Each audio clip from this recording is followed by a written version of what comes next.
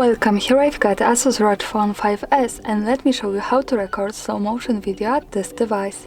So let's start by tapping on the camera button to open it, and for now we are on standard photo mode, so we have to change it by using this settings bar and just simply going to left to slow motion. Here we are. Now we can easily start recording by using the big red shutter button at the center. We can also move up also to the center to change the quality and FPS speed of our video, so we can pick whatever you need from 4 options. Now let me stay here for example, and let's start recording to show you how it works.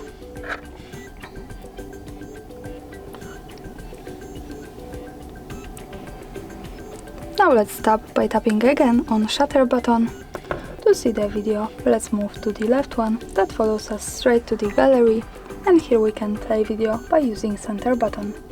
Now we have to allow bar shot viewer to access our photos, so let's allow it. And this is how slow motion video looks like at this device. Thanks for watching, subscribe our channel and leave the thumbs up.